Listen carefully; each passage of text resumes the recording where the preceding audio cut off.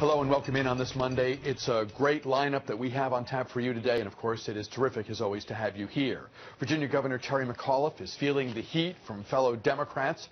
They're disappointed, to put it mildly, that he reached a deal with the Republicans who control both chambers of the Virginia legislature, the agreement reversing an order issued by Attorney General Mark Herring regarding out-of-state residents who bring concealed weapons into Virginia.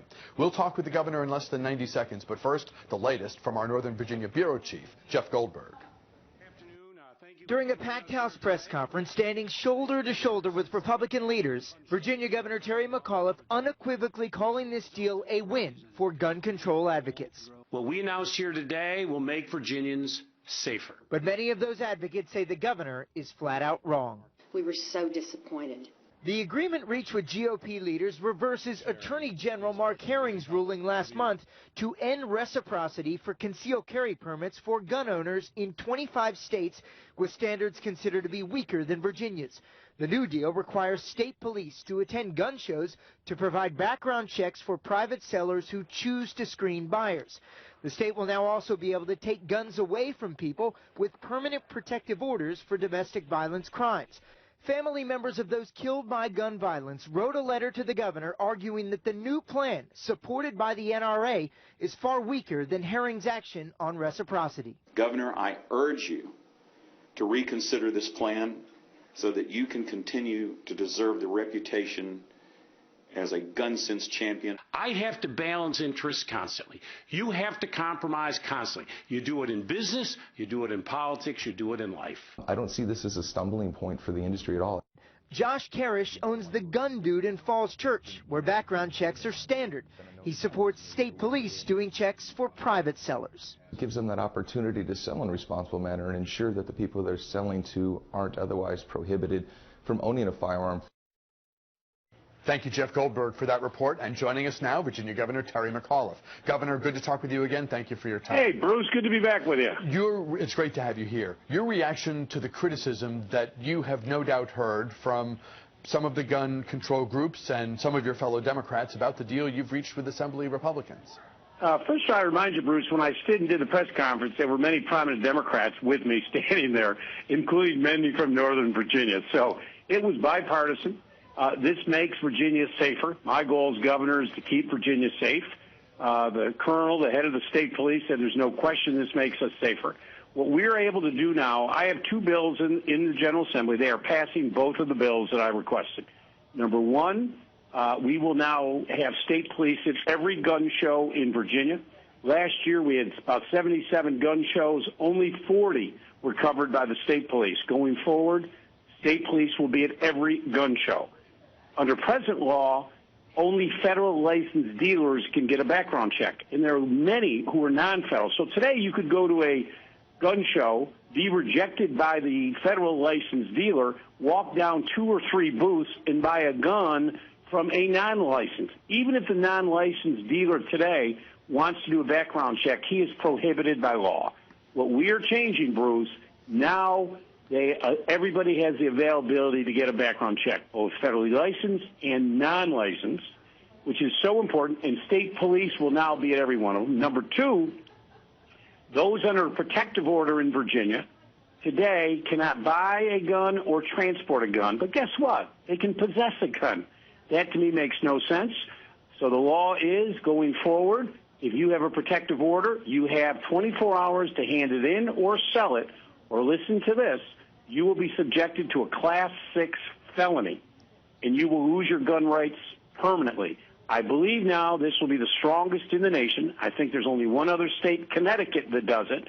We will be the 16th state to require that those with protective orders hand in their guns. So this is a huge win for safety. On the other hand, and listen, I wouldn't have this conversation were not for the great work of our Attorney General. But let's be clear, in Virginia history in the last 24 years, there has not been one instance of an individual with a concealed carry who's come into Virginia and harmed a Virginian. Do the measures, the elements of the compromise that you outlined a moment ago at the beginning of your remarks, does that represent sort of partial closing of what many call and have criticized the so-called gun show loophole in Virginia? Yeah, this is the first step to close the gun show loophole in Virginia. So everyone now has access to a background check, which we didn't have before. State police will be at every gun show. We had 77 gun shows. Last year, several hundred people were arrested at gun shows for trying to purchase a gun. Could you imagine, Bruce, if now we have state police at all of them and we have background checks for folks? And here's the other important issue.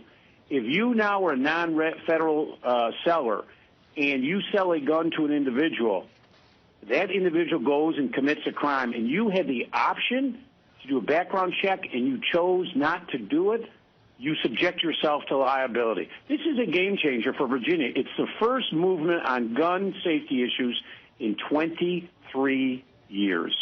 The Attorney General, when he looked at, and this is a question about concealed carry, when the Attorney General looked at the rules that apply to a Virginia resident who wants to do concealed carry versus some of the other states where, you know, and the reciprocity that has traditionally existed, he found many of the other states really lacking. And he said, he concluded that from a safety standpoint, this is of concern. This is not as it should be.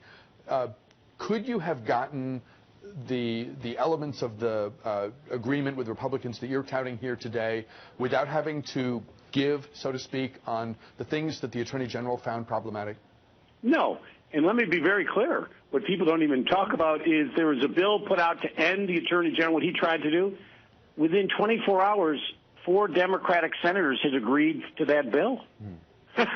So this could have gone away whether I took any action or not, because they might not have been able to override my veto for the first time. But 4 Democrats already committed to the Republicans that they were going to vote to end what the Attorney General did. So I took what the Attorney General did, used it as leverage. But as I say, Bruce, no one's ever been killed in 24 years with a concealed permit. And now I know the Everytown folks, and I support them. They're great supporters. And Lori Haas, who's with them, and Andy Parker, I mean, they've been on their payroll, and I understand what they're arguing about. But at the end of the day, I got to do what's in the best interest of Virginia. I am shutting down the gun show loophole by allowing background checks for everyone. Secondly, I am now requiring anyone with a protective order to hand in their gun or face a felony and thereby losing their gun rights forever, versus no one having ever been hurt with a concealed weapon. This was not even a close call. I know there's a national issue on reciprocity, a bill in Congress, but you know what, Bruce? I'm not President of the United States. I'm the governor of the Commonwealth of Virginia. And when the head of the state police tells me, Governor, what you did makes Virginia safer, that is all that matters to me. That is my job. Speaking of President of the United States, the Iowa caucuses are tonight. We've had a months-long build-up to this moment. In just a few hours' time, Iowa residents will go to their local place of whatever, wherever the caucus is of their party and of their choice. And we're going to get some numbers finally, a sense of where at least some people, and of course Virginia and New Hampshire residents have this outsized influence that the rest of us can only dream of. But given your knowledge of politics nationally, you are of course the former head of the DNC. And a former chairman of the Clinton campaign. Yes, thank you for the disclosure. Your sense of the momentum that many believe Hillary Clinton has in terms of closing the gap on Bernie Sanders in the hours and days leading up to right now. Well, what I know is, listen, and I was out campaigning for a couple weeks ago in Iowa. I feel confident Hillary's going to win tonight. I think it's going to be close, and they always are close. As you know, after Labor Day, people started to make up their minds, Bruce. But she has got a magnificent field operation. In fact, you know, Robbie Mook, her campaign manager, was my campaign manager. Michael Haley, who's running the field, was my field director. They've contacted the folks. I think she's going to win this tonight. I think probably Donald Trump probably wins. There is a shot that Cruz, with the ground game that he has built, is a possibility he could win. But I think tonight, if Donald Trump wins it, I think he's the Republican nominee. And I think Hillary winning tonight, she will ultimately move toward that. It's all about ground game. But listen, Hillary Clinton has years of experience. She's dealt with issues from foreign policy to domestic. She has the experience to get things done. A lot of issues going on in the globe today, Bruce. We need a leader with some experience who has a track record of getting things done. You mentioned Donald Trump. Many people, many strategists across the spectrum think that if Donald Trump wins in Iowa and backs it up with a victory in New Hampshire, where the numbers for him have been pretty consistently strong, that he will be poised to really roll. Haley Barbour, though, told, I think, Mike Allen, or maybe Mike got the quote from somewhere else, so forgive me on that, but Haley Barbour in the Political Playbook on Friday said, it's way too early to be talking about someone running the table when, from a delegate count perspective, Iowa and New Hampshire are basically a drop in the bucket. Can you address that? Because that's kind of fascinating. I think some of the Republican establishment is very nervous about what's happening right now. But here's the issue. You win Iowa, New Hampshire, you have a lot of momentum. In mid-March, under the Republican primary rules, it becomes winner take all. So this thing should get shut down very quickly because it's winner take all. It's not proportional. And if you have won Iowa, New Hampshire, and from what I've seen, Donald Trump's very strong in South Carolina and Nevada and those states, I think they're going to have a very tough time stopping him.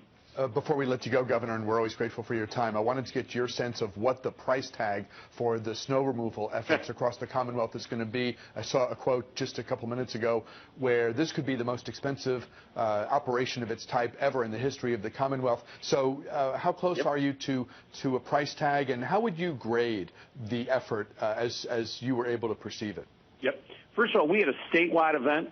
8.4 million Virginians saw some snow effect. Everybody got a little, even Hampton Roads. Not much, but everybody. This was a very unique storm. Northern Virginia, Philmont, Loudoun County, 39 inches. Winchester, Harrisonburg, you saw tremendous.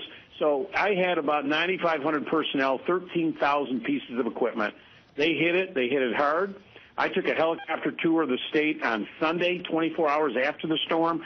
Every major artery, 66, 64, 395, 495, 95, all black, all open, commerce moving again. So, VDOT, our Virginia Department of Transportation, did a magnificent job. It was a lot of snow.